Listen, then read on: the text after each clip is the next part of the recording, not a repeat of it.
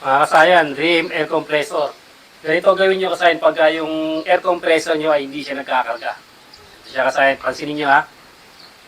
Sa mga newbie na gumagamit ng re-aim air compressor, pagka i-open natin para magkarga ng hangin, yan siya kasayan, pansinin nyo ha. Basic lang to pero importante to. Yan siya, pag ang re-aim air compressor nyo hindi siya nagkakarga, ayan, ayaw umikot yung motor niya. Ganito lang yung gagawin nyo. Ubusin nyo muna yung hangin niya.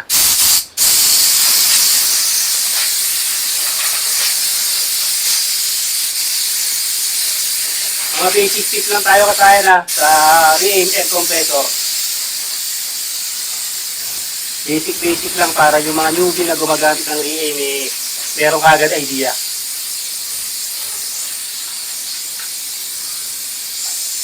Kaya tignan lang natin ha. I-zero lang natin yung ano. Ilan pa siya.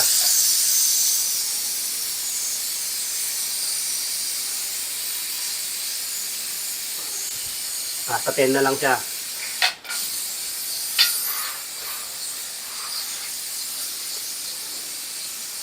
Ayan na siya kasayan ha. Busin lang natin yung hangin.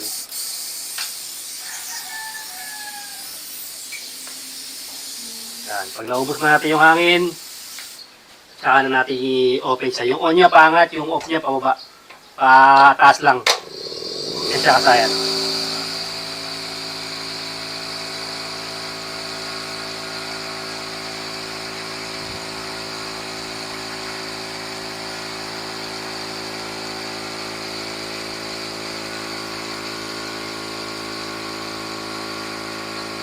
Nakasaya, nagkakarga na siya.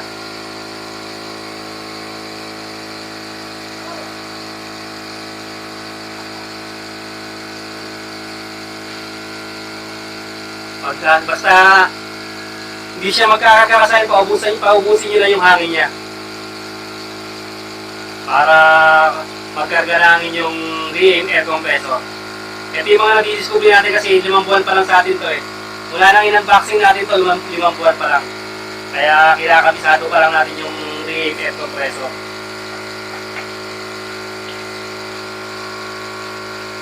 Kaya pagka may karga siya kasaya, hindi siya mag-ano. Meron pa tayong kasunod na video niya kasaya na kailangan yung malaman sa paggamit ng re-aim air compressor.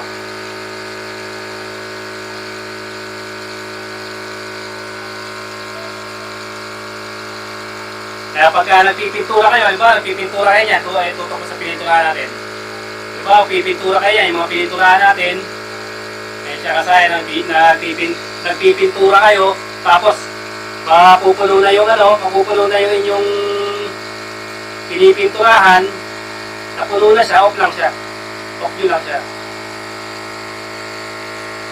Tapos pagka naubos na uli, on uli, nakakapagpahinga na, hindi pa nahihirapan yung motor natin, mas mabilis siyang mandar. Kaya siya, sayang ganyan na yung gagawin niya, pagka gagamitin niyo siya, para hindi siya persado. Hihintayin nyo lang siya mapuno. Pagka puno niya, off, tapos pintura na uli kayo. Kapag naubos na siya, on, mapasok na kagad yung ano niya, yung motor, under na kagad yung motor.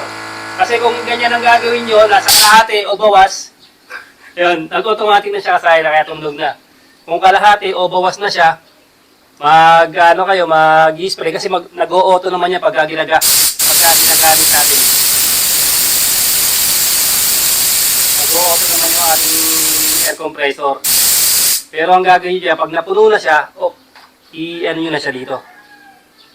Pindutin nyo na siya na off. Tapos yun yung on niya kasaya pag yun yung gagawin nyo dyan para mapa-under nyo yung air compressor pag hindi umandar yung motor niya. Ubusin nyo muna yung hangin. Pag nag-auto na siya, i-off nyo na siya.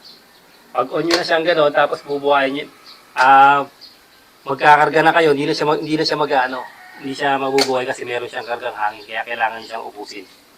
Ubusin nyo lang yung inyong auto naman ang ating re-aim air compressor.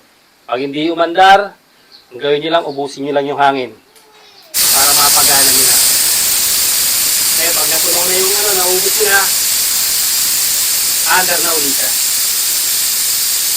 Kung nagpipintura kayo, napuno na, tumunog na gano'n, off nyo na siya ngayon. Ganun lang gagawin nyo sa na, simpleng tutorial lang to. Pero meron pa tayo mas importante dyan para mas maingatan yung air compressor. Ganito lang mga kasayan, salamat sa panonood.